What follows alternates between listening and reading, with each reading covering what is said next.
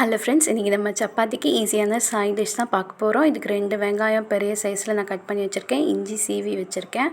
தக்காளி ஒரு 4 தக்காளி, 4 பல் தேங்காய், 4 முந்திரி இதெல்லாம் போட்டு நம்ம குக்கரில் எண்ணெய் ஊற்றி காஞ்சதும் நம்ம சீவி வச்சுருக்க இஞ்சி, வெங்காயம், கருவேப்பிலை, பச்சை மிளகா எல்லாம் போட்டு நல்லா வதக்கி எடுத்துக்கலாம்.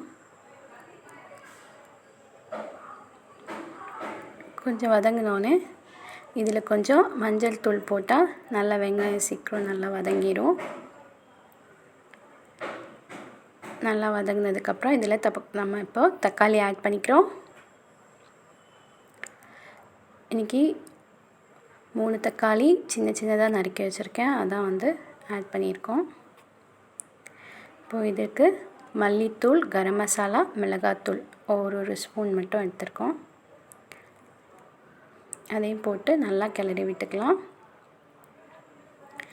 இப்போ இது நல்லா பச்சை வாசனை போனதுக்கப்புறம் இதில் நம்ம கட் பண்ணி வச்சுருக்க உருளைக்கிழங்கு, பச்சை பட்டாணி, அப்புறம் இந்த தேங்காவும் முந்திரியும் போட்டு அரைச்ச பேஸ்ட்டு. நல்லா உங்களுக்கு கெட்டியாக வேணும்னா நீங்கள் ரொம்ப தண்ணி விடாமல் வச்சுக்கலாம், இல்லைன்னா நல்லா இந்த போரிங் கன்சிஸ்டன்சிக்கு வச்சுக்கலாம், ஊற்றி சாப்பிட்ற மாதிரி கூட. இப்போ இதில் சால்ட் கொஞ்சம் சேர்த்துக்கோங்க. கடைசியாக சேர்த்துட்டு இதில் கொஞ்சம் மல்லித்தூள் போட்டு ஒரு 2 விசில் வச்சு இறக்கணுன்னா சூப்பராக சப்பாத்தி குருமா ரெடி ஆகிடும்.